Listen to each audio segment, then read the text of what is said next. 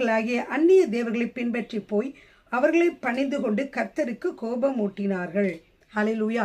பிரியமானவர்களே, இந்த செய்தியை நாம் பார்க்கிறோம். யோசுவா ஒரு தலைவர், இதுவரைக்கும் இருந்த தலைவர்கள், அதிலே யோசுவா என்ன செய்தார்? அவர் மரணம் அடைந்த பின்பு பார்த்தீர்கள் என்றால் அங்கே இருந்த அந்த சந்ததியார் எல்லோரும் தங்கள் பிதாக்களுடன் சேர்க்கப்பட்ட பின்பு கர்த்தரையும் அவர் இஸ்ரவேலுக்காக செய்த கிரியைகளையும் அறியாத வேறொரு சந்ததி அவர்களுக்கு பின் எழும்பிற்று. பிரியமானவர்களே, இந்த காலத்திலும் கூட நான் வாலிபர்களுக்காகவும் பேசுகிறேன், அவர்களுடைய பெற்றோர்களுக்காகவும் கூட இந்த நாளிலே பேசுகிறேன். எத்தனை பேர் இந்த ஞாயிற்றுக்கிழமைகளிலே உங்கள் பெற்றோரை சார்ந்து பெற்றோர்களுக்கு கீழ்ப்படிந்து நீங்கள் ஆலயத்துக்கு செல்கிறீர்கள்? எத்தனை பேர் இல்லப்பா நான் வர முடியாது, அம்மா நான் வர முடியாது, இன்னைக்கு பிஸியாக இருக்கிறேன் அப்படின்னு நினைக்கிறீங்க? முக்கியமான ஒரு செய்தி என்னவென்றால், இதை பார்க்கிற பொழுது தேவனுக்கு பயந்த இருந்த அந்த சந்ததியார் இறந்த பிறகு பிரியமானவர்களே, அவர்களுக்கு பின்வந்த சந்ததியார் கர்த்தரை அறியாததினாலே அவர்கள் என்ன செய்தார்கள் என்றால் அவர்கள் வேறு தெய்வங்களை வழிபட்டார்கள் என்று சொல்லி பார்க்கிறோம்.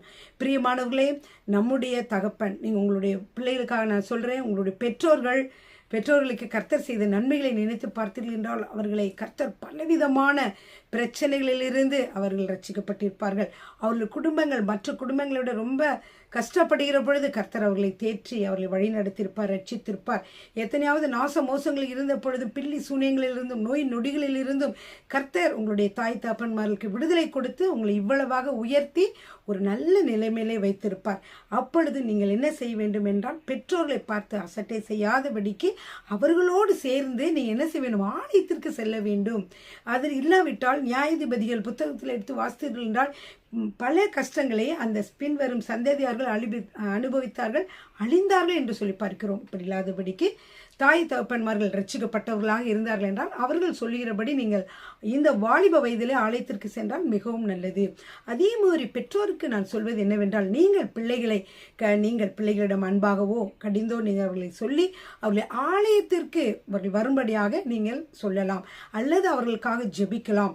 இல்லாவிட்டால் அவர்களுடைய நிலைமை மிகவும் பரிதாபமாக ஆகிவிடும். எனவே இந்த நாளிலே கர்த்தர் என்னோடு பேசின இந்த வார்த்தைகளை உங்கள் மத்தியிலே பகிர்ந்து கொள்கிறேன். அநேக குடும்பங்களை பார்த்தீர்கள் என்றால் தலைமுறையாக கர்த்தரை சேவிக்கிற ஜனங்கள் இருக்கிறார்கள்.